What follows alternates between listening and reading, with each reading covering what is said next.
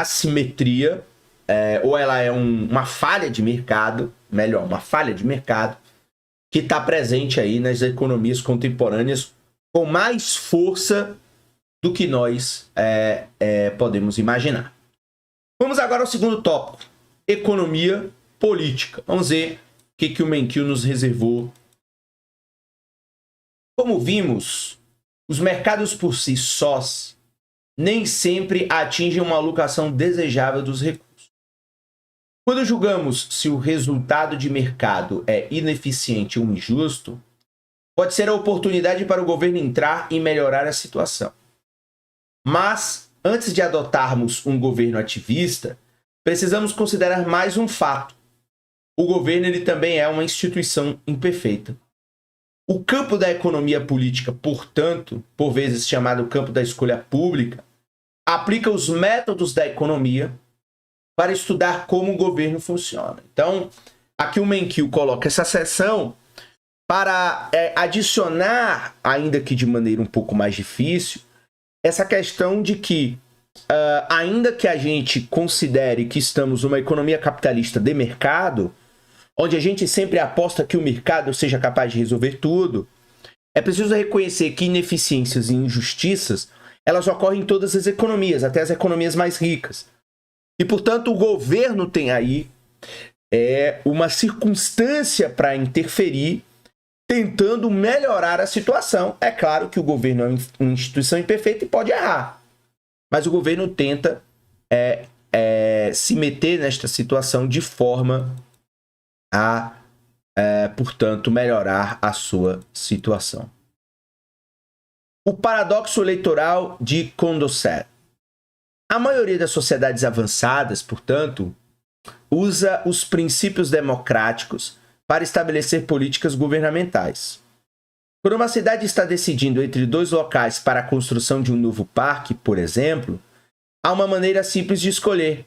Vence a maioria. Então as pessoas vão escolher aonde aquele parque será construído, sei lá, por meio de um plebiscito, por meio de uma votação, que vai fazer com que as pessoas democraticamente escolham aquilo que elas acham que é melhor. Mas para a maioria das questões políticas, o número de resultados possíveis é bem maior do que 2. Um novo parque, por exemplo, poderia ser construído em muitos locais diferentes.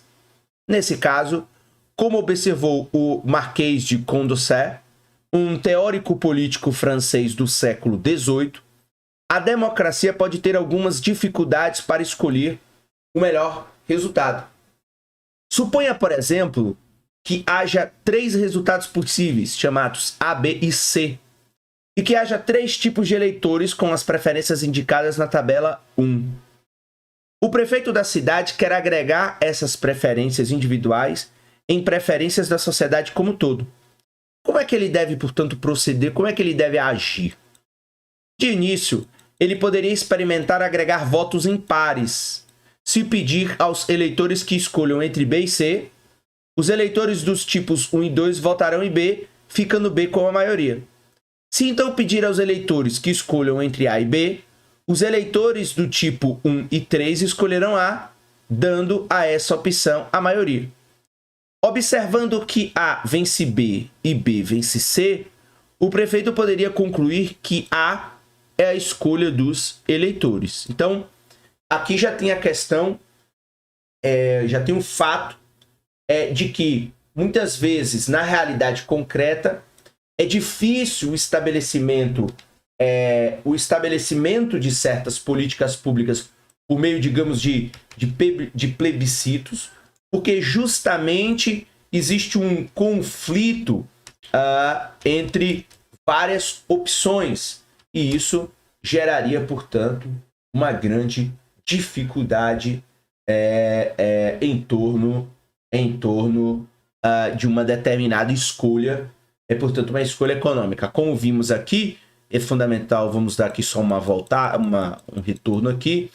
Então, a democracia, muitas vezes, ela tem dificuldades para escolher o melhor resultado, dado que nem sempre os resultados possíveis eles são binários, eles são o resultado A e B, X e Y, ou sim ou não. Então, veja aí a complexidade de lidar com uma sociedade na prática.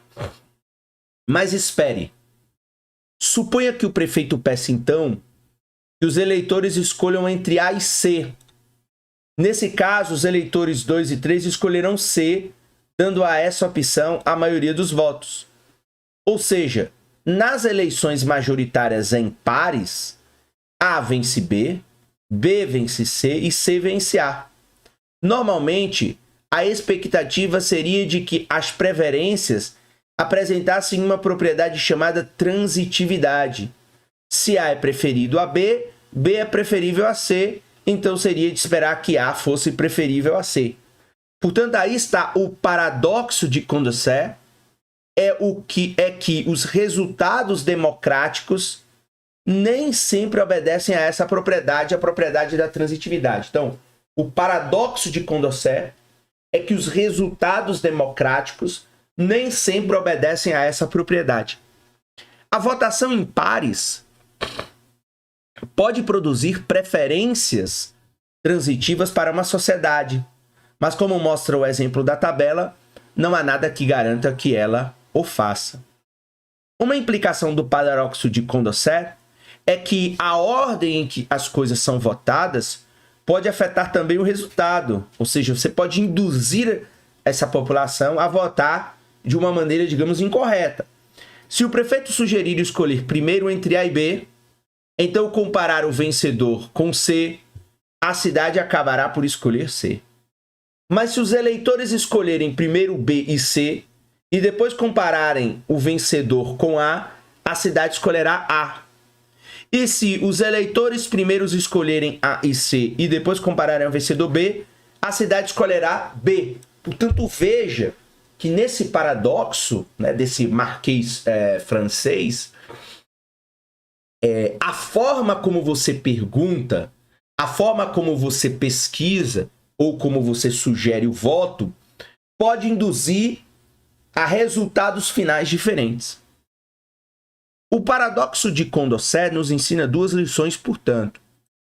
Uma, mais limitada, é que quando há mais de duas opções, o que normalmente é o que acontece na realidade, a agenda, ou seja, a ordem que os itens são votados, pode ter forte influência sobre o resultado de uma eleição democrática. A segunda, mais ampla, é que o voto da maioria por si só não nos diz que o resultado, não nos diz qual o resultado que uma sociedade realmente deseja. Então, essa reflexão binária é bem complicado na prática. Então, essa aí é uma situação que é o paradoxo de Condorcet, então, do Marquês que analisou. Antes de passarmos aí para o teorema da impossibilidade de Heron, vamos ver aqui, ó, lá, a tabela 1. Então, paradoxo de Condorcet. Então, se os eleitores tivessem as preferências apresentadas a seguir pelos resultados A, B e C, então em eleições majoritárias em pares, A venceria B, B venceria C e C venceria A. E aí você teria um impasse claríssimo. Então, aqui tem a porcentagem do eleitorado, qual seria a primeira opção, a segunda opção e a terceira opção, e o tipo de eleitor. Veja aí a diferença que você tem nos votos. Então, mais uma vez, ou seja, o paradoxo mostra que a transitividade desta lógica binária muitas vezes produz resultados estranhos ou resultados complexos em eleições democráticas, o que revela, portanto, que a ordem, por exemplo, de como se vota, de como se estabelece a votação, consequentemente, pode produzir resultados diferentes. Então, veja a dificuldade que é você compreender o funcionamento da realidade